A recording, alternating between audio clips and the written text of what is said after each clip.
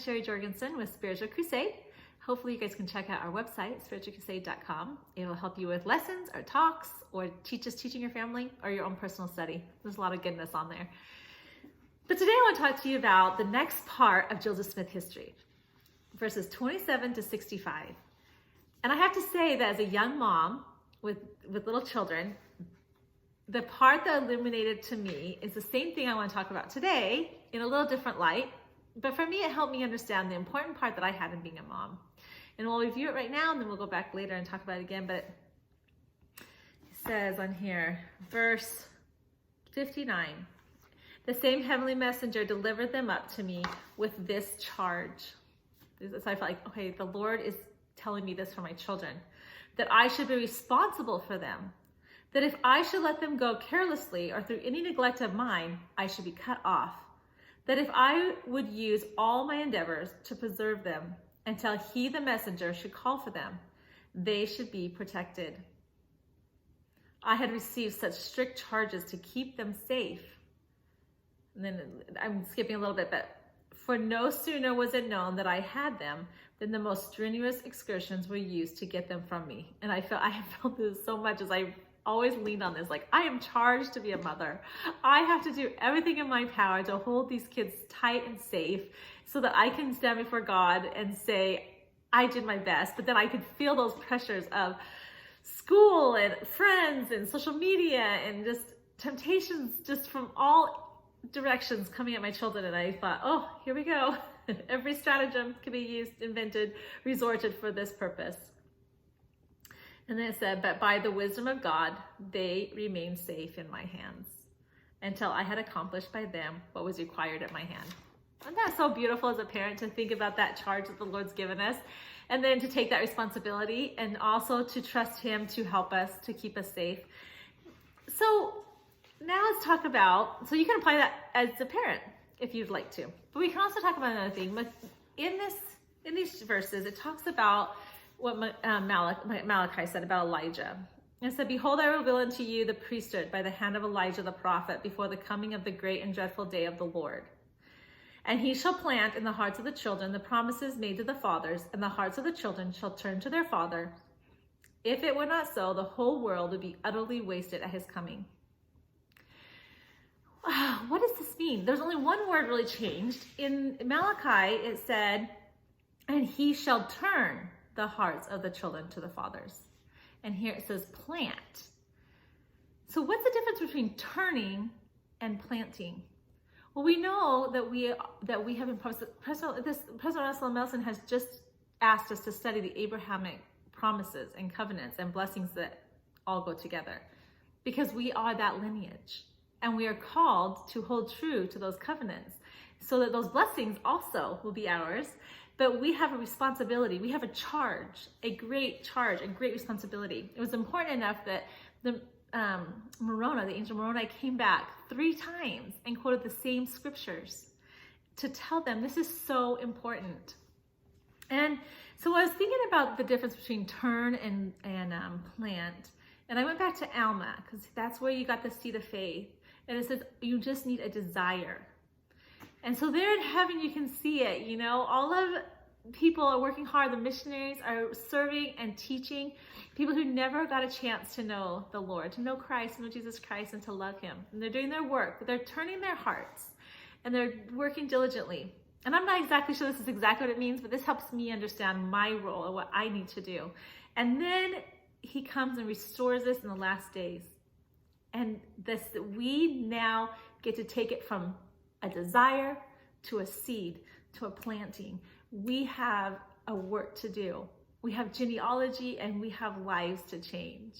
And it will seal what is done here on earth will be sealed in heaven. And when I think of seal, I think of something kept tight, not able to be penetrated. When I have this, when my shower had the ceiling around it, and then it started to be penetrated and the mold grew quickly around the edges in our rental house before. And then once I had that taken out and resealed, it was gone. It was safe. And it was so interesting to me how quickly, when penetrated, things erode. But when they're sealed correctly and properly, They are kept safe and secure. And I think that in heaven, we're going to be thankful when we know that we have been sealed to our family and our posterity, and that we are safe in the arms of God, and that exaltation is for everyone. There is such a great work to be done, and we have such an important calling. And so we go back to those chapters where those verses that I first told you about, and it says that I should be responsible for them. Each one of us has to take this responsibility to go and do the work that Elijah brought to the prophet Joseph Smith. He brought the ultimate powers of the priesthood here so that the sealing could be done. And if I should let them go carelessly or through my neglect of mine, I could be cut off. Each one of us has to decide for ourselves, am I doing all that I can do? And then we can also ask the Lord to help us. We can seek after him. We learned that last week, that through him, we can get the guidance we need. We can have those moments where the light descends upon us, and with that knowledge and increase and understanding, he'll give us the ability to understand how we can do it. Genealogy is really difficult for me. So I am talking genealogy 101 here. But yeah, I also know as I read these chapters that we have a great call to do. And this, you can apply the same thing to anything that you feel the Lord is calling you to do. I mean, you go back and he says in verse 33, God had a work for me to do. That's right. God had a work for Joseph Smith to do. God had a work for Moses to do, for Abraham to do. God has a work for you to do. And God has a work for me to do. He doesn't need us all to do the same thing. That would not help the cause of our eternal family. We are all called to do different things. And I saw this firsthand when we had a tragedy happen in my family. I come from a family of 12, ironically, 12 tribes of Israel, right? And it was sudden. And so we all flew in from different parts of the country.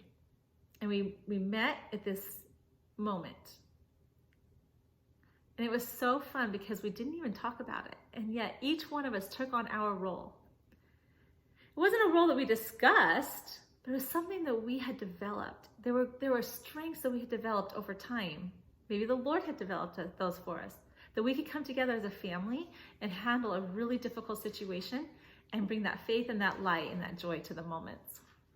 And to me, that was such a testimony that that's what God's doing with his family. And that when really hard times come, we are all going to be able to rise up together and do our part. And we're going to be able to work together. And we're all going to have different strengths and different things that the Lord has prepared us for. And that's the same thing with genealogy. Find your place in it. Find your purpose. And I also love in these chapters, probably one of my favorite parts of us knowing how to do this or what to do. We have to ask, we have to seek, but then we have to obey. Verse 50, I obeyed. Then halfway down, his dad told him, go and do as commanded. That's how we obey. Go and do, even when it's hard. And, you know, these verses are full of the temptation and the persecution that Joseph dealt with trying to do what the Lord had called him to do. He was willing to obey, and he was planning to go and do. But there was a lot of reasons to say, this is too much. I can't do this. He had plenty of reasons to say that. And that's how I feel with us. What has the Lord called you to go and do? Go do it. Don't listen to the things that try to stop you. Don't fall victim of temptations and persecutions and self-doubting, whatever it is. Go and do what the Lord has asked you to do, and you'll be so blessed. So this is really a far stretch, but I'm still going to talk about it because it's something that I have loved. It seems like stone always shows up. And he stored the Book of Mormon in a stone box. And for me, stones represent the light of God. And I don't know why I feel that, but you know, Jacob went to, when he needed light in the barges, he went to the top of the mountain. He removed himself from where he was and climbed to the type, moved to a different plane, found the stones, he molted them, which if you do research takes a very long time. It's a tedious procedure, which I'm not going to tell you exactly how to do that because I don't know the exact procedure, but I did look it up one time, and it was tedious until they were white and clear. And then he brought them before the Lord. And then he said, can these be light? And then the Lord touched them.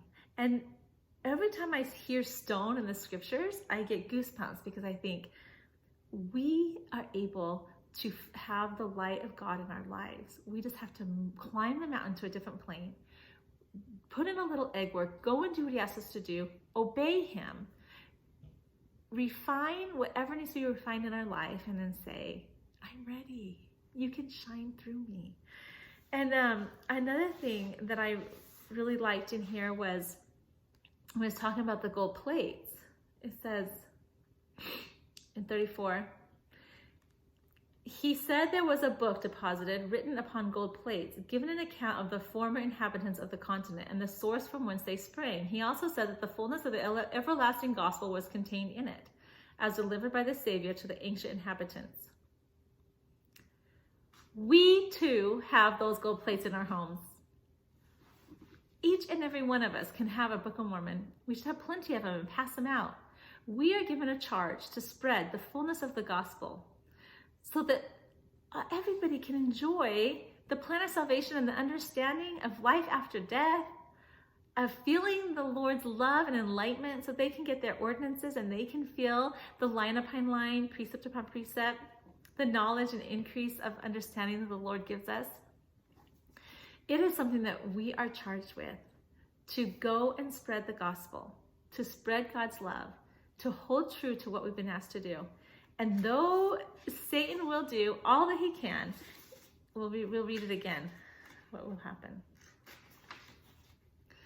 For no sooner was it known that I had them than the most strenuous excursions were used to get them from me. Every stratagem that could be invented was resorted to for that purpose. But by the wisdom of God, they remained safe in my hands until I had accomplished by them what was required at my hands. The Lord has a great purpose for us. He will help us. He will keep what he has charged us with safe. If we will do our part, then we will be able to stand before the Lord and say, I did it. I worked so hard to accomplish those things you asked me to do. So let's be obedient in the answers we get when we seek the Lord's help and guidance in our lives. Let's go help gather Israel and share what Christ has given to us with the whole world. And I'll see you guys next week. Bye.